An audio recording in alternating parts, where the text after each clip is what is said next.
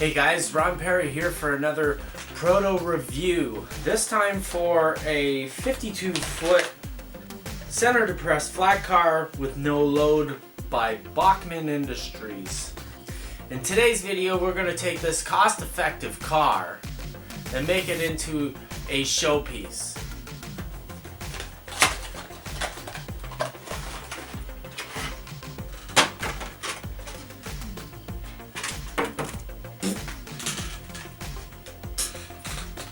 As you know, in my Proto Reviews, I take a standard car and I upgrade it to go into my collection or to be sold via my eBay store.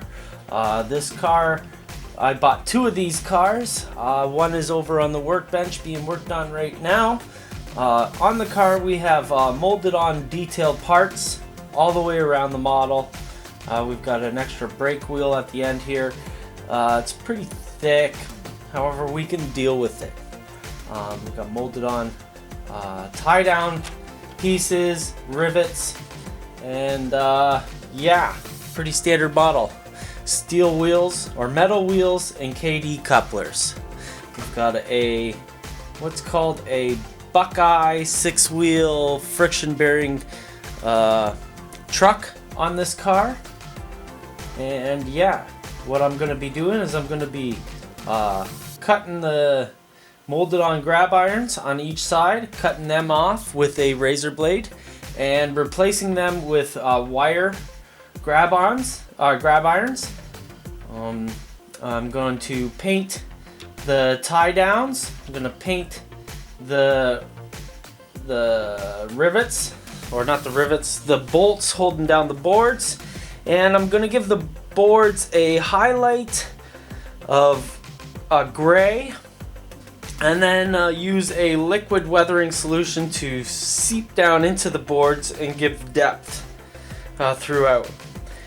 Finally, I'm going to end up putting on MIG solutions, a combination of a dark wash and the brown wash to give it a rusty and oily look in the end. I also have a load from PDC models, pdc.ca, and we'll get to that at the end of this video.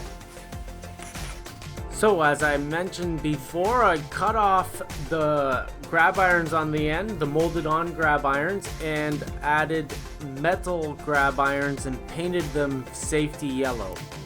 In my opinion, it makes the end of the model pop. Next, I painted the tie downs and the lag bolts burnt sienna using my Winsor Newton water-soluble oils. I did this using a very small brush so that I can control exactly where the paint is applied. Now notice how stark the paint looks in this photo. Now look at the next photo and see how the MIG washes tone down that stark color. As you can see, the MIG washes really put a lot of dirt into the model. And when you first add the washes, it is probably way too much oils, and you constantly really have to spread this stuff out. I use a piece of Kleenex to wipe excess stuff off, and I just kind of spread it out to get the tones looking great.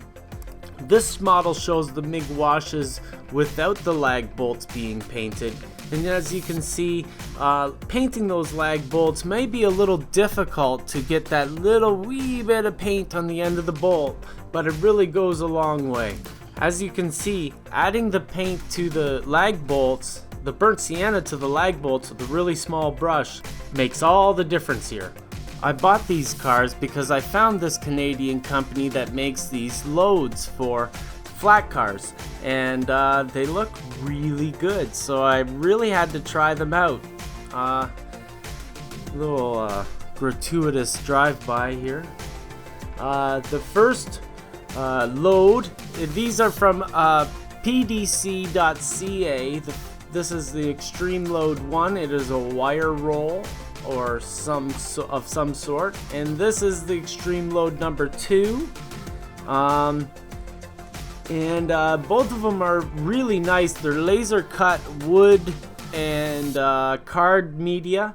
They're really great. In the background you can see the Extreme Load number 3. It is a yellow counterweight, it looks like.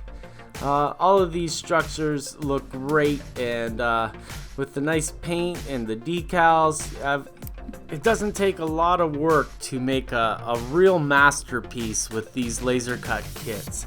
And you know, I didn't spend much money on these cars at all, so within $30 you got a really nice car ready for their layout.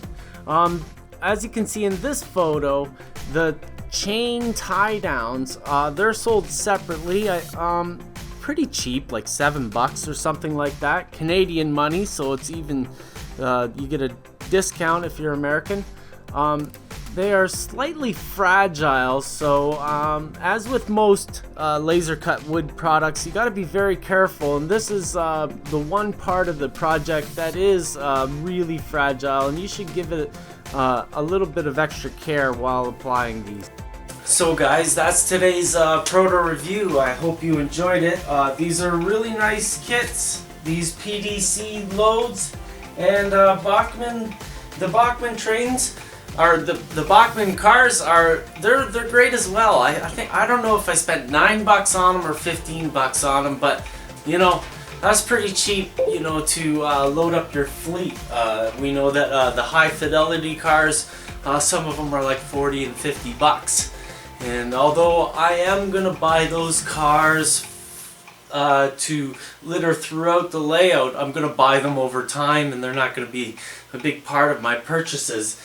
These cars, though, I think I'm gonna buy a bunch of them because this is right up my alley. This is a nice, cost-effective project, and the results are, hey, I don't mind putting them up against my models, and I actually think that I've done a lot better job on the cars than I do on my models. So hopefully you enjoyed it, and please like and subscribe, share this video with others, get somebody, bring them into the hobby, allow your kids to play with your models. Don't bother if they break your toys. You can fix it. And while you're fixing it, you're gaining skill. You're learning those little things, you know. Let your kids make your mistakes for you. Anyways, have a good day. Talk to you later. Hope you liked the video. Please like. Bye.